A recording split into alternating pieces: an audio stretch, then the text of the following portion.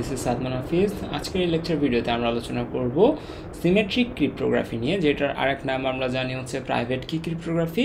So what is symmetric cryptography? Okay, so first of all আমরা যদি এই ডেফিনেশনটা পড়ি, symmetric cryptography or private key cryptography uses the same secret key for both encryption and decryption. Both the sender and receiver must securely share the key beforehand. Okay, so এই পার্টটা বেশি important, ঠিক আছে? এবং আমাদের হচ্ছে আচ্ছা, সো এইখানে যে বিষয়টা হচ্ছে লাস্ট ভিডিও লেকচারে আমি যেটা বলেছিলাম সেটা হচ্ছে যে আমি হচ্ছে ইউএসএতে থাকি, আমার কাছে একটা বক্স আছে, সেই বক্স আমরা হচ্ছে যখন একসাথে মিট করছিলাম তখন হচ্ছে বক্সটা কিনছিলাম, বক্সে তালা ছিল, তালার দুইটা চাবি ছিল, K1 অ্যান্ড K2, ঠিক আছে? ধরে নিলাম K1 আমার কাছে আছে, তারপর K2 হচ্ছে যে বিডিতে আছে, ঠিক আছে, বাংলাদেশে আছে K2। ওকে, সো আমি যদি এই বক্সে করে কোনো, ধরে নিচ্ছি বক্সটা আমার কাছে আছে, আমি যদি এই বক্সে করে কোনো ইনফরমেশান পাঠাতে চাই বা কোনো একটা গিফট পাঠাতে চাই বিডিতে, তাহলে আমি কি করব, K1 দ্বারা এই বক্সটাকে তালাবদ্ধ করে দেন আমি কি করব, বিডিতে সেন্ড করব, ঠিক আছে? K1 দ্বারা তালাবদ্ধ করে আমি বিডিতে বক্সটা সেন্ড করব।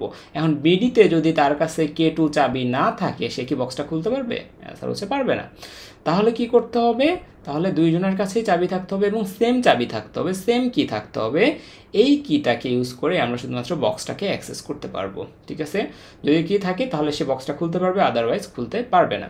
সো সেম কথা হচ্ছে এখানে যে আমাদের প্লেন টেক্সট আছে, এখানে প্লেন টেক্সটটাকে আমরা কি করব, তালাবদ্ধ করব ইউজিং আ কি, একটা কি এর মাধ্যমে আমরা এটাকে তালাবদ্ধ করব, ঠিক আছে? ধরে নিচ্ছি এই কিটাকে আমরা বলতেছি K1, আচ্ছা K1 না, ধরে নিচ্ছি একটাই কি আছে, যেহেতু দুইটা কি কি, এটা আর এটা কি একই কি না, সিমেট্রিক না, তারা একটা একটার প্রতিসম না, এটা কি তা এই কি আর এই কি আলাদা না, তারা কি, তারা দুইজনই সেম। তাহলে যেহেতু তারা দুইজনই সেম, তাহলে আমরা এখানে কে দিচ্ছি। সো এই একটা কি এর মাধ্যমে আমরা কি করলাম, ডেটাটাকে এনক্রিপ্ট করলাম, ঠিক আছে? এনক্রিপশন অ্যালগরিদমের থ্রুতে এটাকে এনক্রিপ্ট করে এটাকে আমরা সাইফার টেক্সট বানালাম।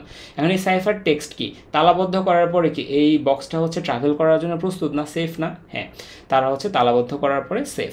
সো ওই তালাবদ্ধ অবস্থায় সে হচ্ছে এইখানে আসলো এবং ধরে নিচ্ছি আমাদের যে ইয়াটা আছে, আমাদের যে রিসিভার যে আছে তার কাছে চাবি নেই, তাহলে সে কি এটাকে ডিক্রিপ্ট করতে পারবে? অ্যান্সার হচ্ছে না, তার কাছে চাবি না থাকলে সে এটাকে ডিক্রিপ্ট করতে পারবে না। বা ধরে নিচ্ছি এই অবস্থায় যখন হচ্ছে যে এই জায়গা থেকে, ধরে নিচ্ছি এটা আমাদের এই ট্রান্সমিশনের সময় এই জায়গায় যখন হচ্ছে আমাদের ডেটাটা ছিল, তখন থার্ড পার্টি কেউ এটাকে অ্যাক্সেস করতে চাচ্ছে, তার কাছে কি চাবি আছে? তার কাছে চাবি নাই, তো সে এটাকে অ্যাক্সেস করতে পারবে না। অ্যাক্সেস করতে পারবে কে? যার কাছে শুধু চাবি আছে সে। সো প্রথমে আমরা কি করলাম, প্রথমে আমরা একটা চাবি বানালাম বা বক্সটা কিনলাম। সো এইটার ক্ষেত্রে সিমেট্রিক ক্রিপ্টোগ্রাফির ক্ষেত্রে আমাদের কি কি জেনারেশন হচ্ছে ফার্স্ট স্টেপ, ঠিক আছে? ক্রিয়েট এ সিক্রেট কি, একটা সিক্রেট কি বানাতে হবে। আফটার দ্যাট এই যে ডেটাটা আমি পাঠালাম, ডেটা পাঠানোর আগে তার কাছে আমাকে চাবি দিতে হবে না? সো এই চাবি দিতে পারি আমরা কিভাবে, বা কি এক্সচেঞ্জ করতে পারি আমরা কিভাবে, এইটা ম্যাটার করে, ঠিক আছে? কি এক্সচেঞ্জের বেশ কিছু ওয়ে আছে। লাইক আমাদের যে ডেটাটা আমি পাঠাবো, সেই ডেটাটা ধরে নিচ্ছি খুবই কনফিডেন্সিয়াল ডেটা, লাইক হচ্ছে মিলিটারি বা এয়ার বেস বা এ ধরনের কিছু confidential data. In this case সবচেয়ে বেটার হচ্ছে পার্সন টু পার্সন মিট করে ওই কিটা শেয়ার করা, তাই না? এই যে এইটার ক্ষেত্রে যদি চিন্তা করি যে আমি খুবই কনফিডেন্সিয়াল ডকুমেন্ট পাঠাচ্ছি, সো আমার কাছেও রাস্তা কি, দুইজনকে একসাথে মিট করে ওই একটা বক্স কিনে ওইটার চাবি দুজনে শেয়ার করে নেওয়া, তাই না?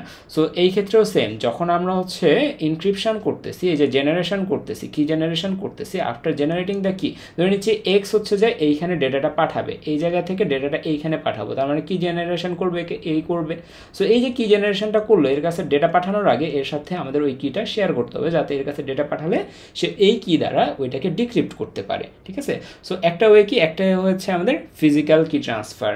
সেকেন্ড ওয়েটা কি হইতে পারে? সেকেন্ড ওয়ে হইতে পারে, আচ্ছা ঠিক আছে, যে এটা হচ্ছে আমার কাছে লেস ইম্পর্টেন্ট একটা ডেটা, এটা মিলিটারি বা এরকম কোনো ধরনের ডেটা না। সো ইন দিস কেস আমরা কি করতে পারি, ধরে নিলাম আমি হচ্ছে বাজারে গেলাম, বাজারে যে একটা বক্স কিনলাম, বক্স কেনার পরে ওইটার চাবি একটা আমার কাছে রাখলাম, আর একটা কি করলাম, ট্রাস্টেড কোনো কুরিয়ারের মাধ্যমে আমি বাংলাদেশে পাঠিয়ে দিলাম।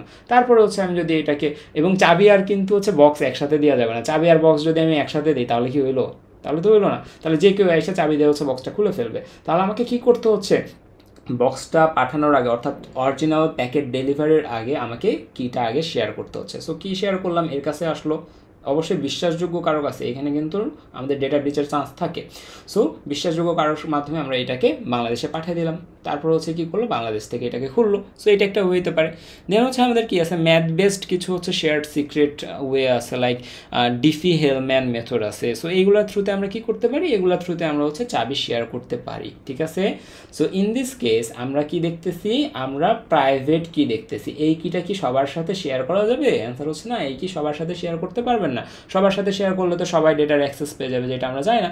এবং এটাকে আমরা সিমেট্রিক কেন বলতেছি, সিমেট্রিক কেন বলতেছি, কারণ হচ্ছে এইখানে এইটাকে খুলতে যেই অ্যালগোরিদমটা বা যে এনক্রিপশন কিটা ইউজ করা হয়েছে পাঠানোর সময়, সেই সেম এনক্রিপশন কিটা আমাকে আনলক করার সময়ও ইউজ করতে হচ্ছে। সো দ্যাট আমরা এটাকে বলতেছি হচ্ছে আমাদের সিমেট্রিক ক্রিপ্টোগ্রাফি। ওকে, আশা করছি এটা বুঝতে পারছেন। সো আমরা সামনের দিকে প্রসিড করি। আমাদের পরে এনক্রিপশন আছে, ট্রান্সমিশন আছে, ডিক্রিপশন আছে, এগুলো সব কিছু আমরা এতক্ষণ ধরে বললাম। এইটার অ্যাডভান্টেজ কি? এটার অ্যাডভান্টেজ হচ্ছে ফাস্ট অ্যান্ড এফিশিয়েন্ট। এটা ভেরি ফাস্ট অ্যান্ড এফিশিয়েন্ট। যদি আমাদের অনেক বড় বড় সাইজের ডেটা পাঠাতে হয় তখন আমরা কোনটার সাহায্য নিই? Symmetric cryptography. Okay, strong encryption, low resource uses and ideal for bulk data. বড় ডেটা যখন আমরা পাঠাবো সেটার জন্য আদর্শ। ডিসঅ্যাডভান্টেজ কখন?